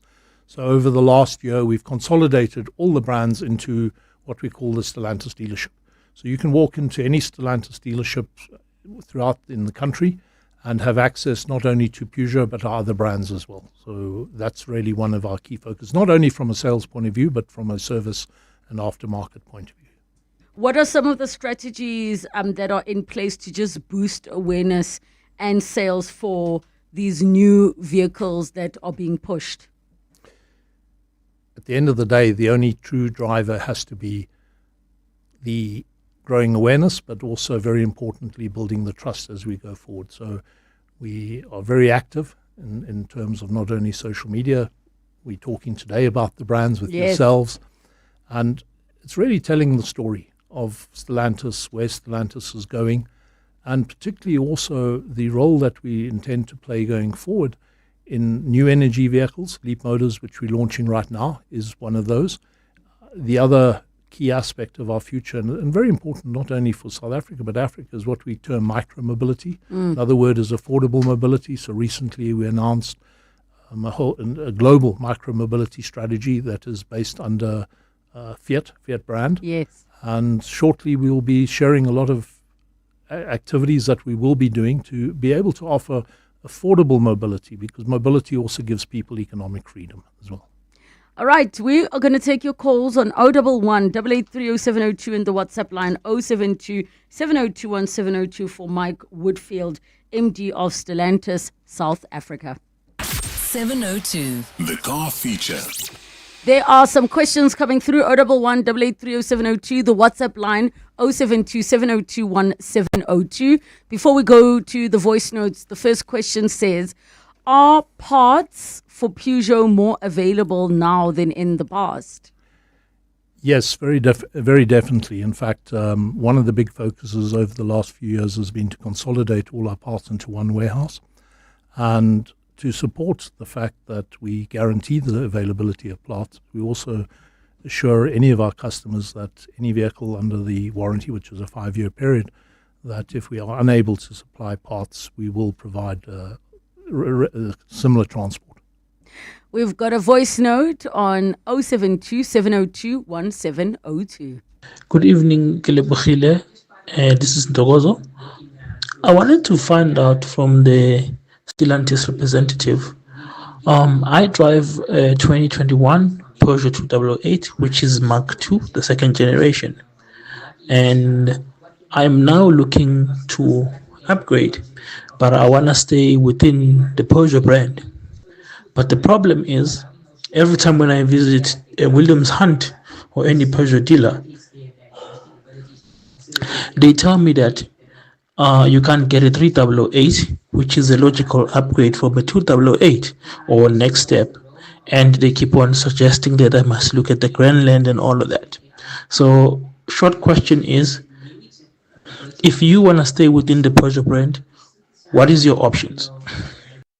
Very good question, and thank you for your loyalty. Certainly, we would love to be able to offer you the 388 or 588 at the moment. However, that will be considered going forward, but purely as a new energy vehicle. However, what I will do is see if I can get your contact details, and we'll certainly reach out to you and share some of the options that are available to you. But thank you for your support. Thank you so much for that question. Zeno is asking, saying, please ask your guest about the million kilometer warranty that is being offered by some Chinese brands. I see Peugeot prides itself with the 48-hour time frame. So I guess the question is, what are your thoughts around that? I think out there's a number of options. The most important thing, I think, is going to be a 5-year warranty, which we do offer. There are guarantees on all the major components. We can extend. There are available extensions. But no, we're not in the market at the moment with million kilometer warranty. Definitely not $1 million one, but $1 million kilometer warranty. But certainly different competitors have different offerings in the market. I think for us what is very important is that we guarantee you mobility, we guarantee you roadside assistance. If you do break down, and hopefully it doesn't happen, but we will make sure that there's someone on the side of the road to come and help you. Dakalo says, I own my second Peugeot, and I have to say they're very expensive. Parts are a problem. I'm going on 3 months now waiting for parts, and it seems like repairing skills are also lacking. I'm wrestling with staying with the brand. Oh, and resale value is bad. Oh, I'm on my second Peugeot now. What are the thoughts for the MD in studio? Good point and good question, and certainly something that we believe we need to address and see how we can support you. So again, please let us know your contact details and we'll be in touch, because we'd like you to go to your third Peugeot as well. And there are people who are really, really brand loyal. when it comes to their vehicles. They take it so personally. So I'm glad you're making that offer. Our producer will ensure that your contacts are shared with Mike, those of you that he committed to assist. Excuse me. When we look at EV and hybrids, what are some of the plans that you have at Stellantis, particularly with Peugeot and any of the other brands? So today on Peugeot passenger vehicles, we have no immediate plans on new energy vehicles. However, through the other brands that we have a number of options coming. Next week, we introduce the Alpha Junior full electric. As I said today, we're introducing the Leap Motors C10, which is a range extended electric. It'll also expand. And particularly on the commercial vehicle range, we will be offering options on new energy as well as we move forward next year. In fact, we have one or two at the moment under evaluation here. So it's very important. I think the future direction is, in terms of new energy vehicles, the first preference will be what we call plug-in hybrids, range extended. And while electric's growing, or full battery electric vehicles, the percentage growth is big. It's off a small base. It'll take some time to be fully adopted. Zeno says he will accept the $1 million warranty. Thanks. With pleasure, we'll negotiate. Final question, just with regards to Peugeot. How does Stellantis decide which are the models that are going to do well in South Africa? I think one of the unique advantages or differentiations that we have as Stellantis is that we can look at amongst our brand portfolio and identify what is the right product for that area of the market. At the end of the day, the customer decides it must meet the customer needs. So if you look at it, and I really simplify it now, is below the 400,000 level, we compete very actively with the Peugeot, Citroen range. Peugeot and Opel play very much in the 400 to 800,000 range, Jeep and Alfa at the top. But the beauty of having this access to these brands through the Stellantis dealerships is that we can really select what's best for the market and what the customer needs. Managing Director of Stellantis South Africa, Mike Whitfield, thank you so much for your time. Thank you very much for your time, and to all the listeners, have a great day. Thank you. 702. Serving the 702 family in 702 land, including those of you in Krugersdorp. Krugersdorp is the site of an 1880 gathering at which more than 6,000 men vowed to fight for Transvaal's independence. Following the discovery of gold on the Witwatersrand, Krugersdorp was established as a town in 1887. Treason trialist and SACP leader Yusuf Dadoo was born in Krugersdorp, and Brad Binder, the first South African to win a MotoGP championship, is also from Krugersdorp. 702. Let's walk the talk across 702 land, including Krugersdorp. Mzansi Powerball has skyrocketed to a mind-blowing 140 million rand estimated jackpot this Tuesday. Play Powerball for an estimated 140 million rand today and stand a chance to win the life-changing jackpot. Buy your tickets now in store on nationallottery.co.za, the mobile app, cell phone banking, or simply dial *120 *7529# for USSD. Panda Pusher Play. Players must be 18 years or older. Play responsibly. Ituba is the proud operator of the National Lottery. Zahira was tired. So tired, she let her eyes rest a bit. It was bad. So bad. She replaced 4 hours of spreadsheets with... It was bad. So bad. Too bad she didn't have Yoko Counter. It automatically recon sales, tracks stock, and staff performance. So good. Yoko Counter. Super simple POS and payments in one. No contracts, no hidden costs. The Outsurance pointsmen know that every car on the road carries a story. Like a businesswoman on the way to the airport after sleeping through her alarm. Bags in the back, boarding pass on the dashboard. She prays she'll make her flight. Hope I make it. The Outsurance pointsmen know it's not just a car in traffic. It's the potential closing of a big deal. Every story is different and every story matters. That's why the Outsurance pointsmen have been doing what they do since 2005. In proud partnership with 702. Outsurance is a licensed insurer and FSP. Join us for the Clash of the Titans at the Inando Polo Club on the 19th of October, where Africa unites through polo. Proudly brought to you by Titan Law in association with Polo South Africa. Don't miss out. Book your spot on Howler. Relebogile is on X at Relebogile M. Thank you so much for joining us on 702 Afternoons. We are back tomorrow, primemediaplus.com, or download the app if you missed any of the conversations. It's 3 o'clock. This is EWN. Notorious apartheid assassin Eugene de Kock in hospital, and students at the University of the Free State given 24 hours to vacate the Qwaqwa campus.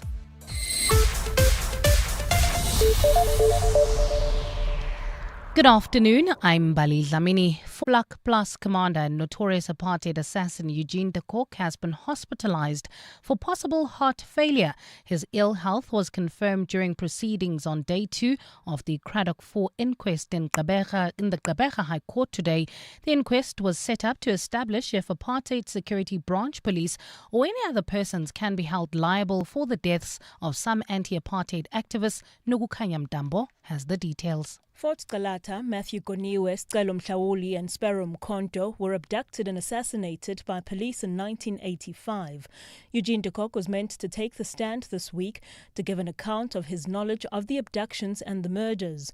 But his legal team told Judge Tami Beshe, who's presiding over the inquest, that his health deteriorated on Friday